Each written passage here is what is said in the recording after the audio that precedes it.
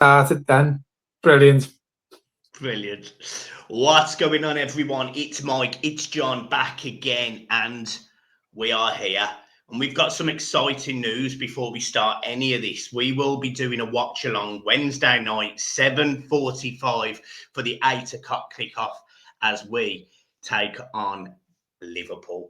I think I might have just said 8 o'clock kickoff, but I mean it doesn't. The 8 o'clock or 8 o'clock. It doesn't matter. It doesn't matter. John, welcome back. I see we're all in white today, both of us.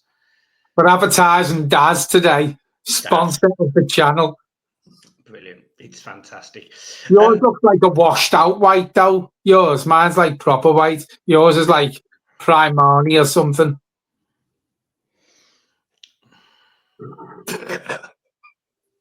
Don't wear that on holiday, mate, because I'm telling you now, I won't go out with you. Simple as that. I mean, this is actually Armani, not Primani. It is, look. Yeah, but it doesn't matter. Yeah, you can get them from anywhere. The knockoff ones, can't you? The site. Oh, yes. I could stick that on. Jesus Christ. Sound. Right. Back to your pearly white t-shirt. Bit of a mixed video today. You know, we wanted to talk a bit about current Everton and then a couple of the rumours that have been going around. And I think we should start with the training video the other day. Dwight McNeil was in it.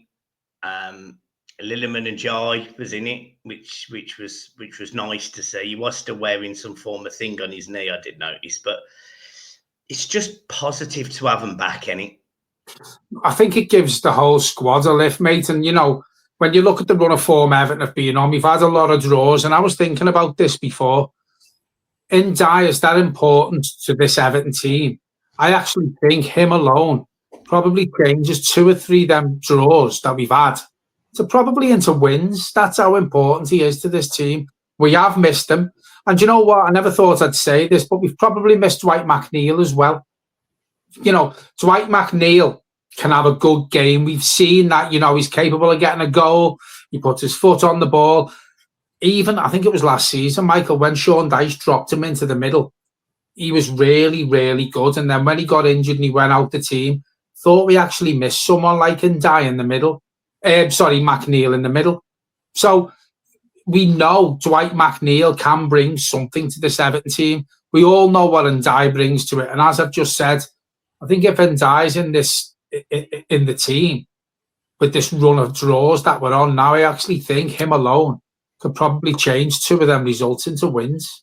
Do you know, I completely agree, because we've been talking about, after, you know, we've done the match reactions and the debriefs and that absolutely every single time, apart from maybe the Man United game, because we were 2-0 up. We shouldn't have conceded 2 goals, but in that game we were 2-0 up. But in the others, we looked devoid of ideas. We looked like we needed a break almost. We looked like we needed something different. And then Ndiaye does that. You know, he can beat a man. He can cut inside. And it's very rare he goes missing. You know, there was a couple of games earlier on in the season I thought he went missing. But it's like a moment. It's like a blip. It's like it's not a consistent thing. You know, we can't talk about other wingers like that. And I wanted to mention other wingers because there's been there was some stuff put on X or Twitter the other day around other wingers and players and contracts and new contracts and players who might sign, who may not sign, etc., etc., etc. And it's abundantly obvious we need some quality wingers. We don't have them. You know, we've bought in Angus Kinnear. We know we want to recruit young, and we'll move on to a couple of the targets that we've been linked with. But when we don't have Ndiaye and McNeil, there's just very little creativity unless it's a through ball or a header or something from a corner. Speaking personally, mate, I think I'd still prefer to see Ndiaye in the middle in that number 10 role. You mentioned the wingers that we've got now. Listen, the wingers we've got now, Jack Harrison and Jesper Lindstrom, you can count on one hand how many goals and how many chances they've created between them this season. It's not good enough. And as you say, going forward, we need to bring wingers in who can score a goal, who can have assists for the team, and take players on, take the fullbacks on for the opposition, create chances for other players in the team. We haven't got that from these wingers at the minute in the team. So for me, I think a lot of people who watched the channel when the transfer window was open, it was funny because loads of people had different opinions. I was on about it. We needed a striker more than anywhere else. We seen people saying we needed a creative midfielder. We seen people saying, no, we need wingers. We need fast wingers. We need creative wingers. Going into the summer, and this brings me on to what I was going to say, and I know we keep saying it, but it's getting closer and closer and closer now. This summer transfer window for our club is absolutely massive. Going forward, I don't think Jack Harrison's good enough. I don't think he creates enough chances, doesn't score enough goals. And Jesper Lindstrom, mate, I'm not being funny. He's just not Premier League standard, in my opinion. So for me, we need creative wingers. We need wingers who can take the opposition on, but also chip in with goals. We haven't got that from the wide areas. Yeah. So let's talk about some of the players we've been linked with. Tom Fellows from West Brom, again, young lad. A lot of West Brom fans are sort of on the fence about Tom in terms of what he can do, what he can offer. But I'd take a young 18, 19-year-old player over Jack Harrison and Jesper Lindstrom any day of the week, because I've got to be honest, I've seen Jack Harrison for 2 seasons now not do enough. Jesper Lindstrom, some Everton fans want to sign him, and I haven't seen a single thing that would make me want to warrant signing him for any amount of money. I think he's a poor footballer. So I'm keen on players like Tom Fellows. We've also been linked with, and I know you've got some stats and things, but we've been linked with the Sunderland midfielder Chris Rigg, 17 years old, I think he is, or 18. He's, centre attacking midfield. He's scored a few goals. The specifics, but we're looking for young, hungry, ambitious players who potentially will go up in value. We are, but I also think you need some experience as well. So I don't think we can rip the side apart and just bring youth in. You still need experience. Listen, Chris Rigg, you're quite right with what you say. 17 years of age, mate. At 17, he made 21 appearances in the 23-24 season, scored 2 goals. This season, he's actually made 35 appearances in the league alone. For a 17-year-old, he's definitely got a talent about him. And again, when you look at the model that Everton are looking at now, Everton need to do what other big clubs are doing, which is bringing younger players in, not paying over the odds for them, but moulding them into good players. And they've still got age on their side, where if we have to sell them for whatever reason, you get a good sell-on value for them. Years gone by, Everton haven't been in a position to do that. When was the last time Everton had a young prospect, whether we bought him or he come through the academy, and we sold him for big money? I can't remember. We've had Rooney, we've had John Stones. We didn't pay much for him. There isn't many. Jarrett Brandweight could be one of them, possibly, if he leaves. But apart from that, Everton now need to set this model up now. And, he brought Angus Kinnear in from Leeds. They are looking, James Vaughan looks like he's probably leaving the youth setup as well. They're putting the right people in place now to get that sort of transfer business in place. And that's the way we've got to go now. If we can sign young players, the likes of Chris Rigg, and he comes in and he pulls trees up in his first 2 seasons, people start looking at him. I don't know what he'll cost us. To get someone like that for 15-20 million quid? For a 17-year-old, it's good business if he can come in, hit the ground running, and have people noticing him. Because then, if we have to sell him, you get big money for players like that. And I think that's the model Everton need to go down now.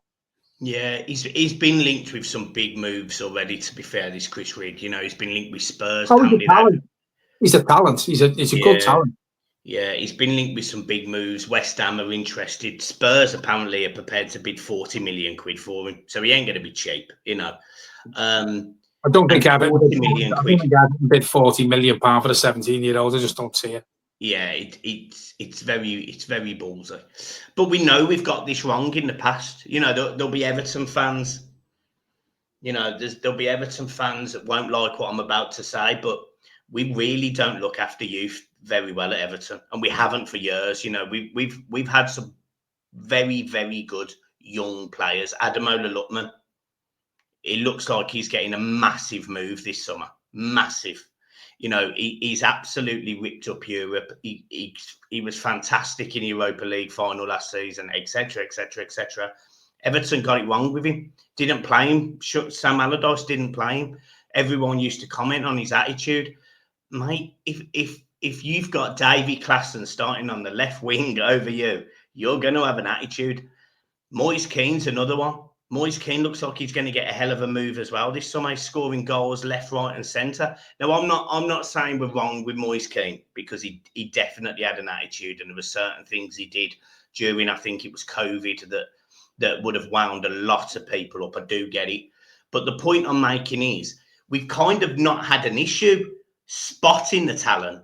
We've just had an issue nurturing the talent and bringing it to fruition. And that's what we've got to get right going forward. Do you get what I mean?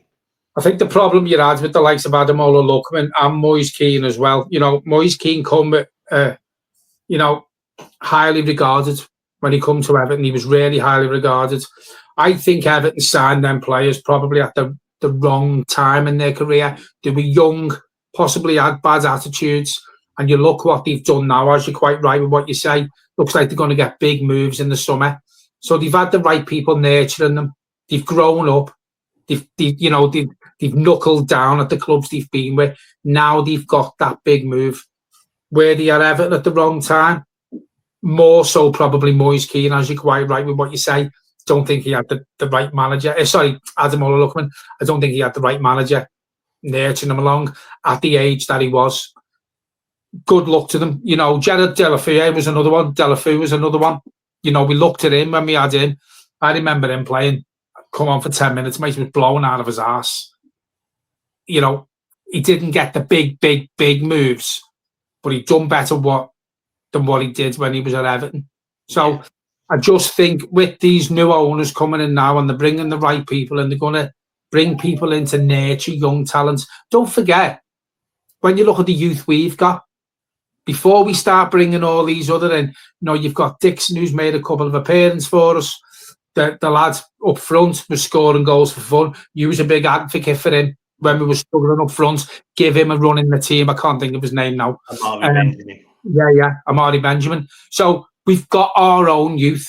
They just need to be put on the right path by the right people at youth level, and hopefully they get taken on pre-season and they do get noticed by David Moyes, because, as I said before, you can't just start throwing youth in the team and bringing them up out the youth level and bringing young players in and expecting to do wonders. You do need experience. And when you look at some of the experienced players that Everton who are going to be there next season, hopefully Jareth Branthwaite, I know he's only young, but he's played at this level. Jake O'Brien looks like he's played there his whole career. He's another one. We've got Jordan Pickford. We've got Idrissa Gana Guy. Hopefully we'll sign another contract. So there is enough players there to help these young players along. But we can't forget about our own. And that's been Everton's biggest mistake with seasons gone by. We haven't sort of made them step up the next level.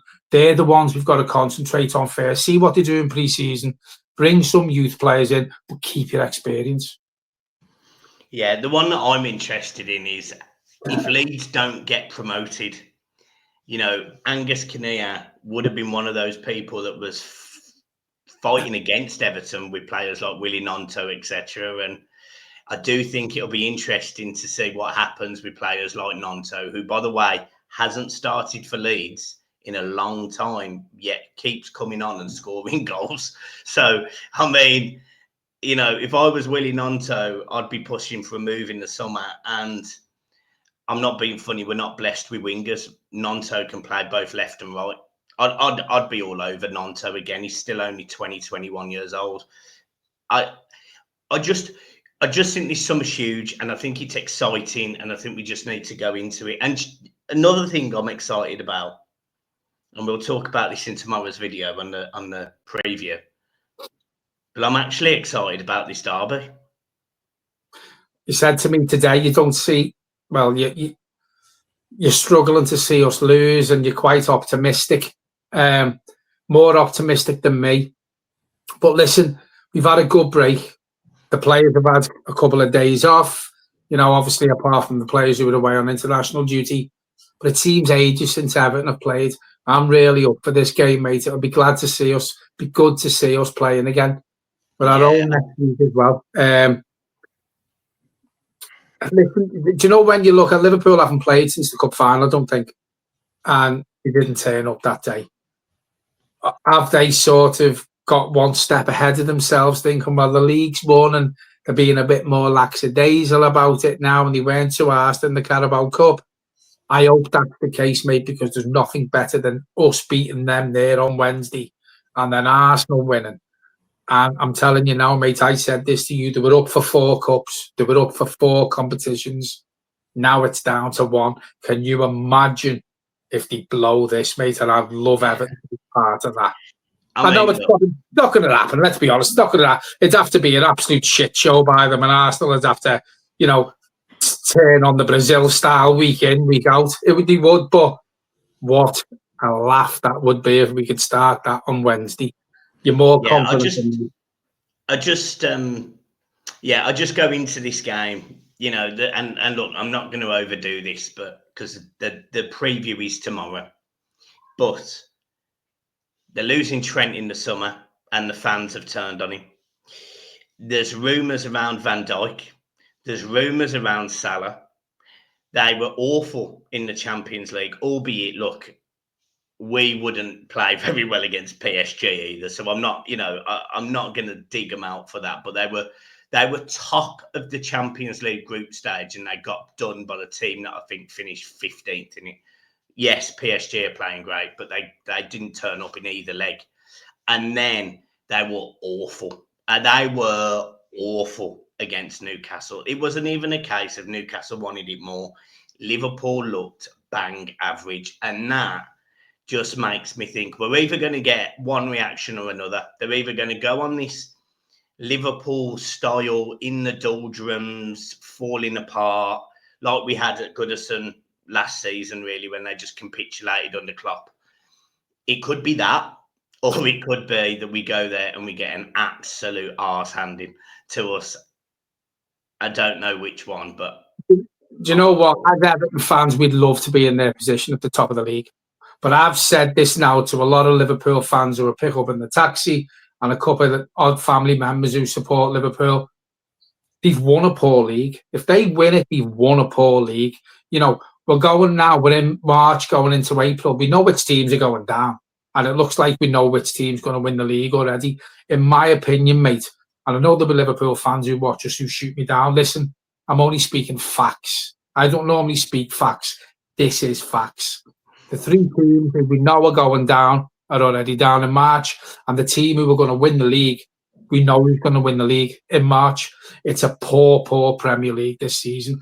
And if Arsenal wouldn't have got injuries to their main players, the likes of Saka, had a centre forward, if City didn't go on the run that they've gone on with the injuries that they've had, you don't win that league, because for someone who's apparently the best team in Europe at the minute, you got it handed on a plate here by PSG, as Michael pointed out, who finished 14th in the table, and PSG were miles streets ahead of you, better than the 2 legs. So Everton are coming for you on Wednesday. You're a bang average team. We're going to turn up. Moyes know what a derby's like. We're fucking doing you. Jesus Christ. Jesus. I mean, I wouldn't have gone that far, but I mean, I love it. I love that spicy optimism. Right, guys. This is just the start. It's the build up to the derby now. Where they can watch us watching the derby on the watch along, make sure you hit the notifications. It's scheduled 7:45. Me and John are here. be here. We've got the intro set. We've got everything ready. We've got some good graphic. Well, we haven't yet, but we will have some great graphics for the team news for Everton. Not bothered about Liverpool's. So that is exciting. So make sure if you do anything on this Sunday, it's subscribing to Blue Boys Network, okay? And do us a favour. All them family members that haven't got a YouTube account. I mean, your nans, your granddads, your parents. Go round to their house and say, right, I need to set you up a YouTube account. And just make sure that they've got notifications on for Blue Boys Network so they get absolutely spammed by our videos. All right? Just make sure. Give it them for Mother's Day. All right. Give them a subscription to Blue Boys Network for Mother's Day. Right, John, keep smiling. Up the toffees. I'll see you tomorrow. Anything to say? Nothing, mate. Everything you said. Oh, by the way, to all the Everton mums out there, happy Mother's Day, and I hope you've had a brilliant day and being spoiled by your children. Yeah, not just Everton mums. Let's just go with all mums. That's fair. Just Everton mum. Oh, sound okay. Brilliant. If you're not an Everton mum, I hope it's been. No, I'm joking. It's been shit. What a joke. Right. Up the toffees. Keep smiling. Peace.